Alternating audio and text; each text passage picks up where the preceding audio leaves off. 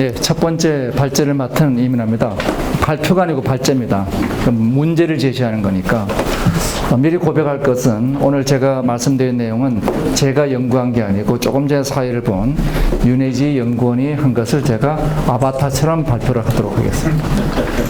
자, 우리 대한민국이 지금 갖고 있는 문제는 뭐냐? 어디로 갈 것이냐? 어저께 우리 대통령께서 개헌에 대한 얘기를 하셨습니다. 근데 이 스티어링, 방향성에 대해서 우리는 대통령 중임제로 갈 거냐, 단임제로 갈 거냐, 의견이 다르죠.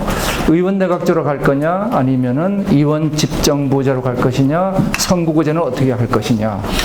의견을 일치하는 게 정말 어려울 겁니다. 바로 이와 같이 어디로 집단이 방향을 결정할 것이냐, 이것이 국가의 경쟁력이라고 보여집니다.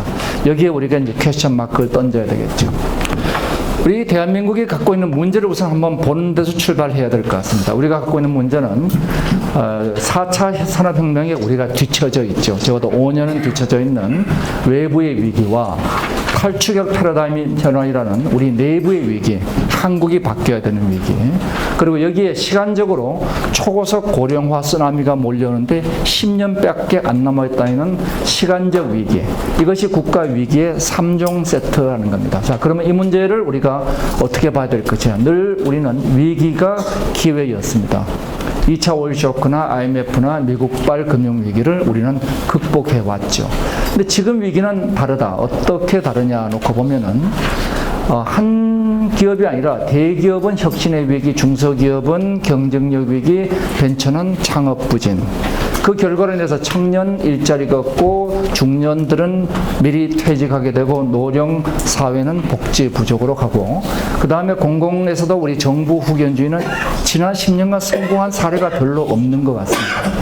그리고 사전 규제와 스마트 정부의 실패가 굉장히 치명적이죠. 전체적으로 이 문제를 우리가 요약해 보면 이런 것 같습니다. 지금까지는 우리가 가시적인 목표, 미국이나 일본이 하는 것을 빨리 따라잡자 하는 확실한 목표의 빠른 추격 전략으로 갔는데, 문제는 미래 사회는 이게 계속 어디로 가야 될지가 이렇게 불명확하죠. 그래서 불확실한 목표를 우리가 선도하는 선도 전략은 수시로 방향 전환, 피보팅과 유연성을 가져야 되는데, 이러한 불확실한 목표 설정을 위한 집단 의사결정 역량이 우리가 너무나 떨어져 있는 것이 아닌가. 우리는 크게 봐서 국가의 경쟁력은 올바른 방향으로 힘있게 나가자. 그래서 키를 잘 잡고 그리고 노를 힘차게 젓자. 그래서 우리는 지금까지 방향의 문제는 별로 없었습니다. 빠른 추격자 전략은 미국, 일본을 따라가면 되니까 열심히 우리는 집행을 했죠. 그래서 가불 구조로 목표를 집행하고 정책 집행의 효율성이 중요한 정부의 통치였는데, 이제 방향으로 가게 되니까 탈추격에서는 참여와 토의가 중요하게 되고 정책 결정이 중요해지는 시민 협치로 간다. 즉 추격형 집행에서 탈추격형 방향 중심으로 간다. 이 방향, 스티어링이 중요해졌죠. 그래서 우리가 탈추격 패러다임을 놓고 보면 이것이 과거 1차 산업, 우리 한강의 기적을 이룩한 추격 전략은 단순합니다. 남들을 빨리 따라잡아가지고 우리가 앞으로 나가자. 그러면 나고자들은 뭐냐? 지금 실력이 없거나 불성실한 애들이니까 우리는 실패자들을 응징해왔습니다.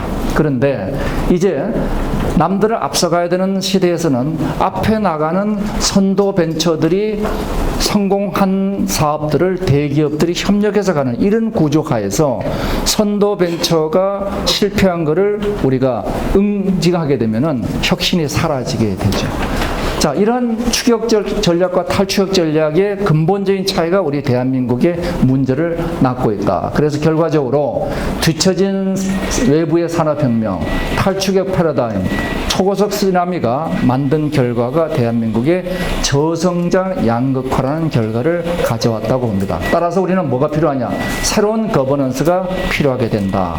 이거 어쩔 수 없는 일인 것 같습니다. 그럼 지금까지 거버넌스에 대해서는 어떤 연구에서 나왔느냐? 1970년대 거버넌스 얘기가 나오기 시작해서 우리가 통치와 다른 거버넌스 얘기가 이후에 80년 들어서 논의를 거쳐서 90년, 2000년대를 들면서 굉장히 많은 개념의 발전이 있었습니다. 뭐 정리해 보면은 세 가지로 정리가 될 것 같아요. 복잡하고 그리고 빨리 변하고 다양한 시대에 과연 우리는 무엇으로 의사결정을 해야 될 것인가. 그래서 이런 거버넌스 개념의 다양한 개념에 대해서 수많은 학자들이 정리를 했죠. 오늘 이 자리가 이걸 설명하는 자리는 아니기 때문에 이것은 자료로 대체하고 전반적으로 우리가 일치하는 것은 코스티어링, 더불어 방향을 결정한다 하는 것이 제일 중요한 개념이라고 보여집니다. 여기 소리 나는 거 좀 꺼주실래요? 바깥에 그 KT 빌딩 자체의 청소. 아, 그래요? 예. 그래서 이러한 그 거버넌스 개념에 대해서 정치적 권위, 자발적 교환, 이것을 다시 위계와 네트워크 시장으로 나누고 이것이 다시 관료제와 기업형 그리고 네트워크 시장으로 나눠가지고 네 가지 종류의 거버넌스를 누가 잘 분석했느냐. 여기 와 계신 이형용 우리 거버넌스 센터 이사장님께서 보고서에 잘 정리를 해 놓으셨습니다. 예. 네. 그리고 이것을 이제 다시 정리하면 여기 네 개로 정리가 되겠죠. 자, 이러한 그 거버넌스에 대해서는 제가 자료로 대체를 하고 크게 봐서는 두 가지 개념이 있는 것 같습니다. 하나가 개인의 합의라는 시민연합으로서 국가를 보는 바이 더 피플의 사고와 그리고 전체의 목적 연합으로서 국가를 보는 포 더 피플의 사고가 있고 이것이 각각 의회 중심과 행정부 중심의 거버넌스를 만들어 왔다. 지금까지 있었던 연구를 정리해보면 이렇습니다. 굉장히 많은 얘기가 있습니다. 거버넌스, 네트워크 통치, 국정관리. 자, 이 많은 얘기들을 우리가 정리해보고 거버넌스는 이거다 하고 정의하기가 어렵습니다. 중의성을 가지는 외려고 확정된 정의가 없다. 그러면은 우리가 간단히 정의해보면은 지금까지 통치의 정부에서 사회 전체 이해관계자가 참여하는 협치의 거버넌스로 가고 이 사회 전체의 문화, 사람, 제도를 뒷받침하는 모든 의사결정의 바탕에 있는 것이 거버넌스다.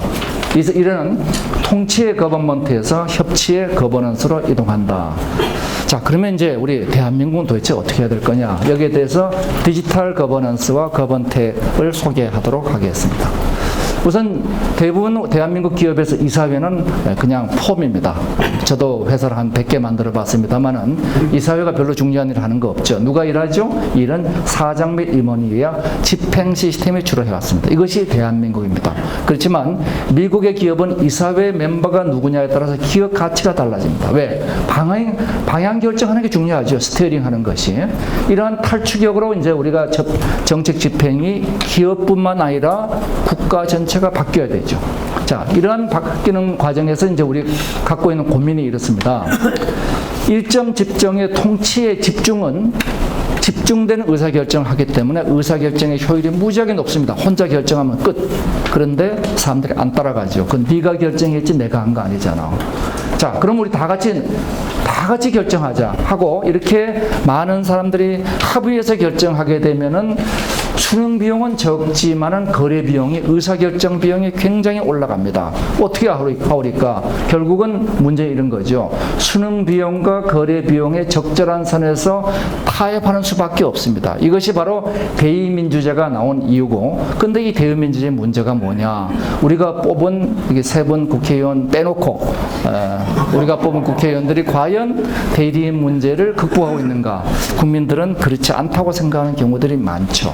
자, 이 어느 쪽이 좋으냐에 대해서 모든 거버넌스는 모순이다. 의회 민주제 모순이고, 그리고 대통령 단임제 모순이고, 모든 통치 제도는 전부 다 모순입니다. 왜? 이 소위 거래 비용과 수능 비용의 패러독스 때문에 그렇습니다. 그래서 제가 이것을 거버넌스 패러독스라고 이름을 붙였습니다. 그러면 이 거버넌스 패러독스를 어떻게 극복할 거냐? 제일 좋은 방법은 문화를 구축하는 거죠. 문화는 뭐냐? 오랜 시간 동안 반복되는 거래를 통해서 문화가 정책에 들어갑니다. 이것이 북유럽과 남유럽의 차이죠. 이 문화가 없이는 인류 국가가 안 된다고 그럽니다. 근데 이 문화를 구축하는 오랜 시간을 대한민국이 구축해서 독일이나 스웨덴 같은 고신뢰 사회로 갈 수 있겠느냐? 이게 빠른 시간 내에 안 된다는 게 우리 고민입니다. 그럼 어떻게 하라는 얘기냐? 짧은 시간 내에 구축할 수 있는 방법이 없냐? 바로 그것이 신뢰를 만드는 기술을 도입하자는 겁니다. 지금까지는 신뢰는 기술이 아니었습니다. 신뢰는 문화였습니다. 이것을 신뢰를 기술로 만드는 것이 뭐냐? 투명하고 반복되는 사회를 만드는 기술은 과거의 기록을 모두가 공유하면 된다는 거죠. 그러면 이것이 시간을 압축하고 공간을 압축하는 것이니까 이것이 바로 블록체인이 됩니다. 모든 블록이 과거의 기록을 공유하고 부분이 전체를 가지게 되면은 부분이 가지는 소위 분산의 이점과 전체가 가지는 집중의 이점을 동시에 가지게 된다는 겁니다. 이래서 분산과 집중이 동시에 만들어지는 집중된 분산이 과연 가능할 것이냐. 이것이 부분이 집중을 전체를 보유하는 블록체인에서 자기 조직화란 과정을 거쳐서 분산된 신뢰가 결정과 집행을 통합하게 되고 이 전체를 우리가 혼론의 과정, 자기 조직화의 과정, 생명의 과정이라고 얘기할 수가 있습니다. 조금 어려울지 모르겠지만 공간이 시간을 보유합니다. 어떻게 보유하느냐? 우리가 갖고 있는 블록이란 공간이 과거의 시간을 전부 다 공유하는 거죠. 이것이 바로 블록체인입니다. 자, 블록체인에서는 소유자 간의 거래를 우리가 암호화시킵니다. 일단 그래서 우리가 보안을 만들어주죠. 그 다음에 이것을 연결하게 되니까 체인이 만들어집니다. 이 체인이 만들어짐으로 인해서 과거 기록이 공유가 되죠. 이것을 분산 저장하니까 공유가 됩니다. 그러면 시간, 공간, 인간 세 개의 축이 공유되는 형태가 되겠죠. 바로 현재 금융거래에 비해서 블록체인은 한 번 거래가 일어날 때마다 그 거래 기록을 모든 사람이 공유를 합니다. 그것은 한 명이 모든 기록을 갖고 있는 원장은 해킹이 쉽지만은 이것이 분산된 신뢰는 자기 조직화를 거쳐서 해킹을 요걸 하나 하려고 그러면은 모든 사람들이 이것을 바꾸고 있는데 여기서부터 여기까지 다 한꺼번에 해킹할 수가 없습니다. 전 세계 컴퓨팅 파워의 절반을 갖고 있어야 가능한 일이죠. 따라서 블록체인은 안정성을 가지고 있다는 겁니다. 그럼 블록체인이 뭐냐? 비트코인으로 대표가 되죠. 그렇지만 비트코인은 여기 있는 것처럼 블록체인이 가지고 있는 응용 사례 중에 아주 작은 사례 중에 하나다. 물론 대표적인 사례죠. 자, 우리가 돈이란 뭐냐? 우리 돈을 어떻게 정의하죠? 요즘 세종대왕은 신사임당한테 밀렸죠. 예. 그게 돈이냐? 아니죠. 돈이란 건 숫자가 있는데 신뢰가 바탕이어야 됩니다. 제가 숫자 써가지고 이거 100만 원이다 아무도 안 믿습니다. 그렇지만 신사임당께서 딱 나타나시면 이건 5만 원이구나 우리 믿어주죠. 그것은 뭐야? 신뢰죠. 이 신뢰의 가장 대표적인 게 돈입니다. 그래서 일단 블록체인은 돈에 제일 먼저 응용이 됐죠. 그렇지만 돈이 신뢰의 전부는 아닙니다. 우리가 하고 있는 계약 신뢰죠. 그 다음에 주민등록번호, 공공기록, 출생신고 전부 다 기록입니다. 이 신뢰입니다. 시민증, 투표 다 신뢰입니다. 이 신뢰 문제를 다 누가 해결하느냐? 블록체인이 해결하고 실제로 해결하는 사례들이 되겠습니다. 그리고 산업에서도 우리가 사물인터넷, 요즘 자율주행차, 근데 그거 해킹하면 어떻게 될 거냐? 보안을 해야죠.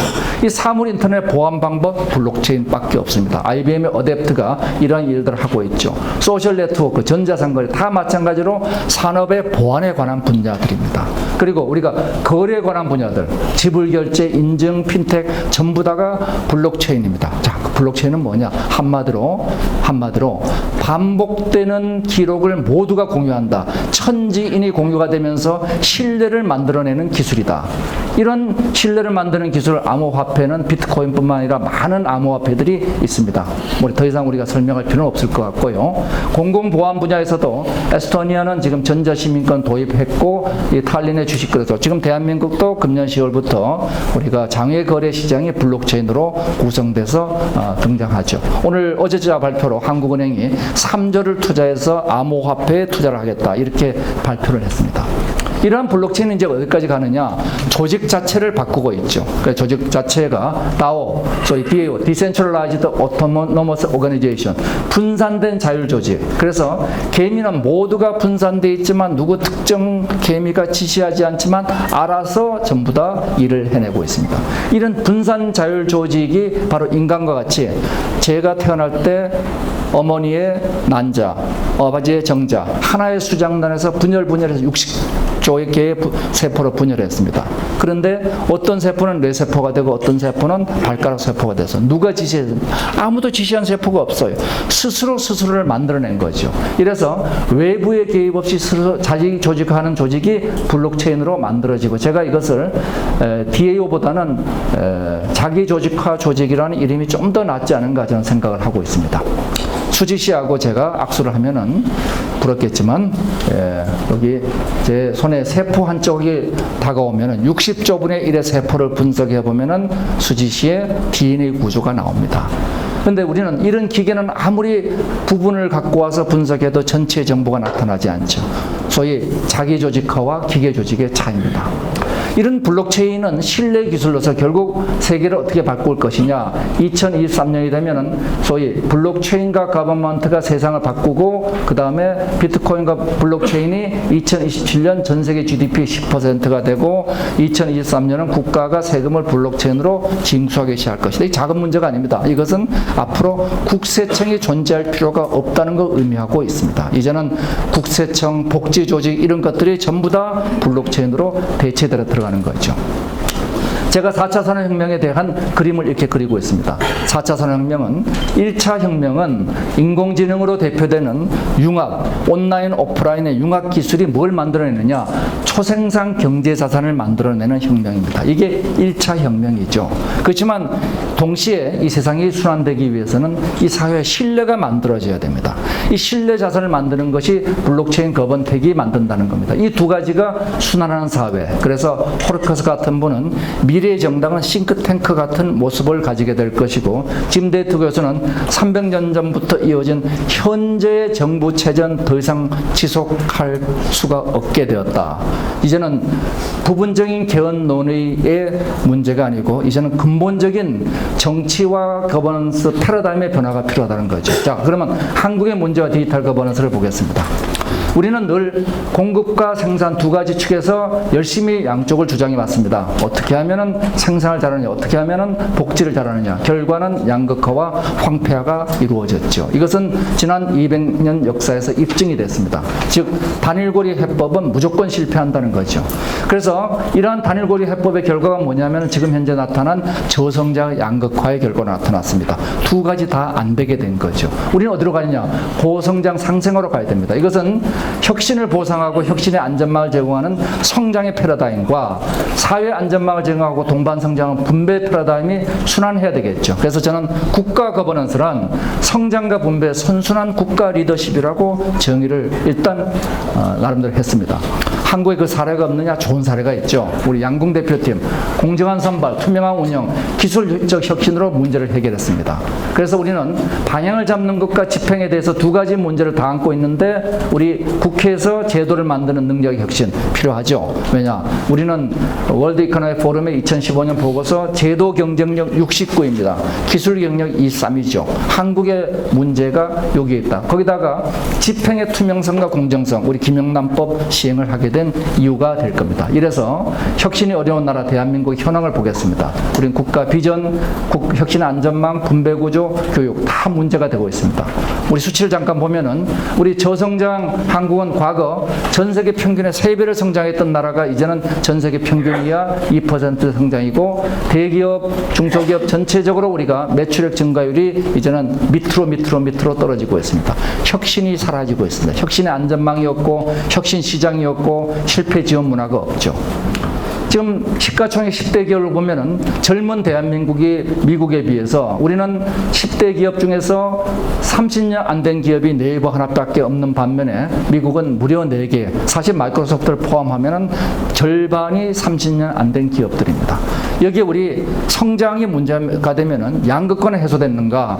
어저께 대통령께서 양극화는 해소되고 있다고 얘기했지만 실제로 놓고 보면은 우리 지난 20년 사이에 상위 10% 소득 비중이 29에서 48로 올라갔습니다. 이것은 지니 계수는 워낙 오류의 여지가 많기 때문에 가장 간단한 PKT 지수가 되겠습니다.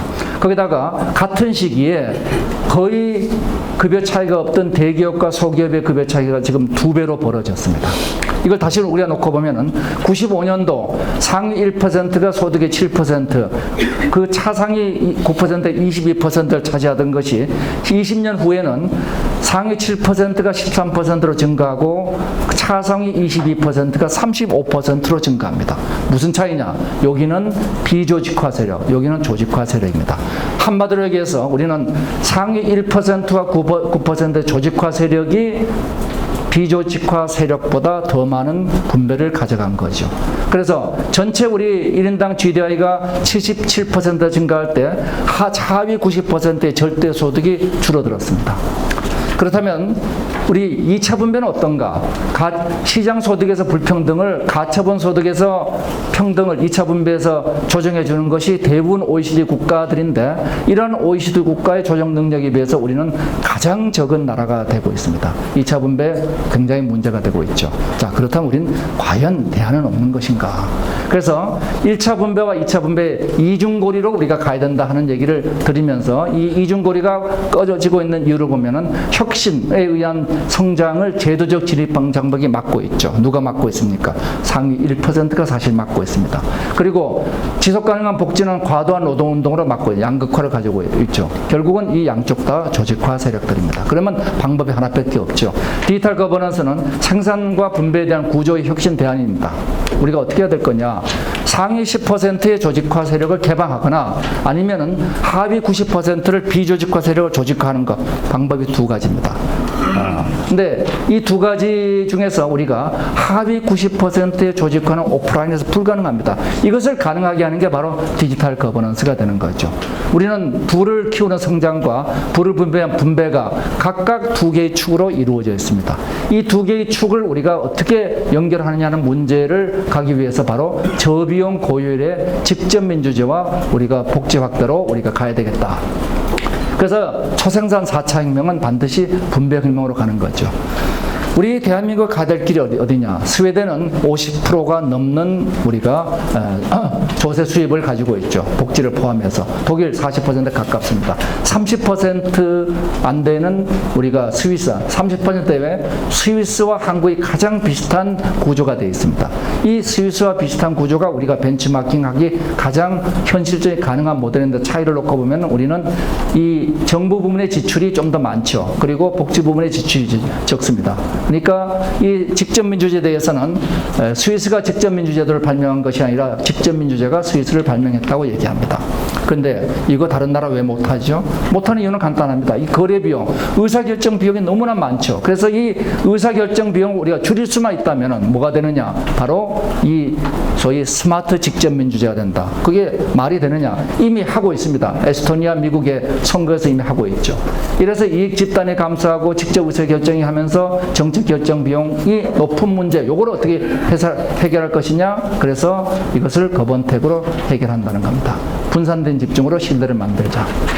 이 보면은 우리가 2014년도 또 금년도 유타주 선거에서 블록체인 투표가 이번 대통령 선거에서 이루어졌고, 블록체인 OS가 지금 정당 기반의 한 정당의 집단 의사결정 시스템에 도입 중에 있습니다. 이래서 복지가 곧 생산인, 혁신의 안전망이 만들어지면 창업이 증가하고 일자리 증가하고 출산이 증가해서 소위 생산과 복지가 순환되고 모랄 해저드는 엄벌하는, 이래서 혁신이 없는 수입에 과세하고 공공부문의 경쟁력을 강화하는 대표적 예를 하나 들어보겠습니다. 대한민국 창업 문제. 연간 우리는 2조의 예산을 창업 지원에 집어넣고 있습니다. 근데 우리가 과연 중요한 게 이 사전 지원이냐? 우리는 사전 지원 정부 후견주의 너무 많죠.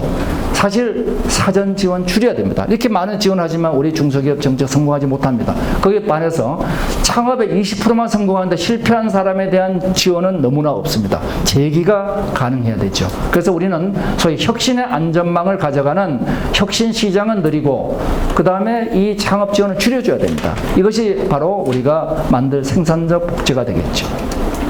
자, 그러면 이걸 직접민주 충분한가? 당연히 아니죠. 우리가 브렉시트와 같이 이런 문제들이 따라갑니다. 이런 문제를 어떻게 해결할 거냐? 방법이 하나밖에 없습니다. 이 직접민주에 대한 우려들, 포퓰리즘, 대중족대, 정부 왜곡, 갈등 구조를 어떻게 풀 것이냐? 하나가 직접민주제로 우리가 풀 수 있는 건 블록체인 직접 투표로 제로 코스트에 실시간에 우리가 국민 의사를 물어볼 수가 있습니다. 문제는 뭐냐? 이것이 양적인 문제는 되는데 대리인 문제는 해결하는데 질의 문제가 해결이 안 됩니다. 그래서 이것을 수거의 민주제, 블록체인 정책 시장으로 우리가 풀어보자는 거죠. 이 두 가지가 병행해서 상호 보완하면서 동시에 해결하는 이것이 바로 수거의 직접 민주제를 만드는 거번택이 될 겁니다. 많은 전 세계에 우리 싱크탱크들이 있습니다. 이러한 민간 싱크탱크들이 뭐를 만들어내느냐? 수거에 필요한 수많은 정책들을 만들어내고 있습니다. 근데 한국은 어떠냐? OECD 최저 참여율의 시민 참여고, 그리고 민간 싱크탱크 거의 대부분이 연간 예산이 1억이 안 됩니다. 1억이면 한 명이 일할 수 있을까 말까 하는 겁니다. 5억이 넘는 민간 싱크탱크가 불과 6개밖에 없는 게 대한민국입니다. 저희를 포함해서. 자, 이래서 이걸 어떻게 문제를 풀 것이냐? 결국 시민이 참여하고 민간 싱크탱크가 정책을 제공하되 각각 보상과 수익을 만드는 정책 시장을 만들면 이 문제를 해결할 수 있다는 거죠. 그래서 이 정책 시장 문제를 포함해서 우리가 수거의 직접 민주제를 어떻게 할 것이냐? 처음부터 국가 전체 그러면 내년도 헌법 개정을 이걸로 하자.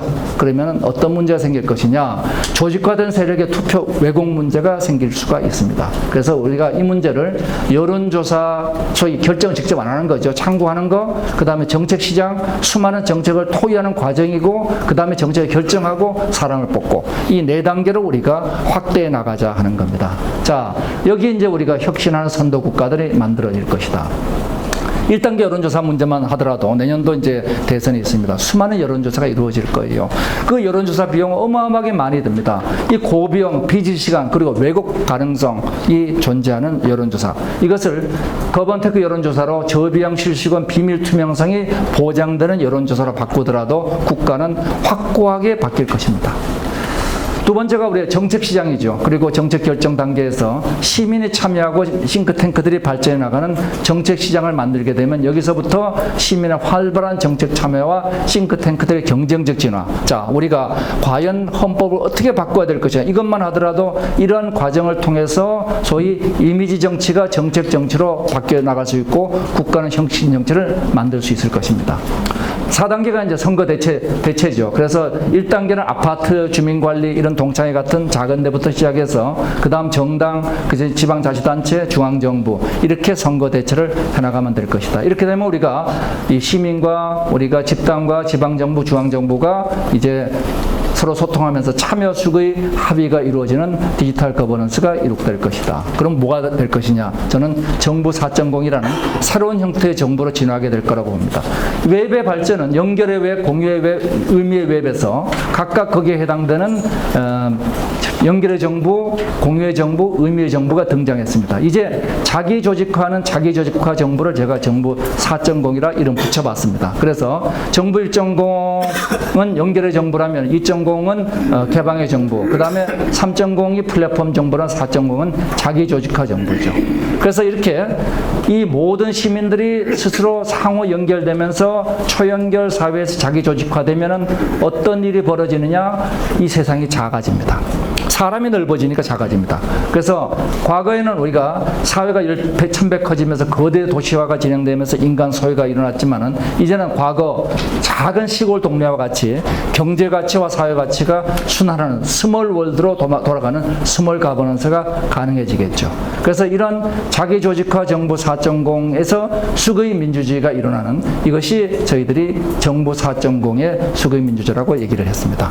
네, 마지막 슬라이드가 되겠습니다. 저희들이 조금 전에 설문조사를 500명한테 해본 겁니다. 각각 정부 효율화의 기대값, 그 다음에 갈등 해소 기대값, 이권경제 축소의 기대값을 계산해 봤습니다. 요거는 여론조사 500명한테 한 것이고, 우리 정부 예산, 갈등 해소 비용, 이권경제 비용을 더해보면은 총 105조의 국부 창출이 이것으로서 가능해질 것이다 하는 얘기를 드리면서 다음 저희 포럼은 창업과 IP로 하도록 하고, 정말 중요한 사례를 우리 박창기 대표님께서 발표해 주시도록 하겠습니다.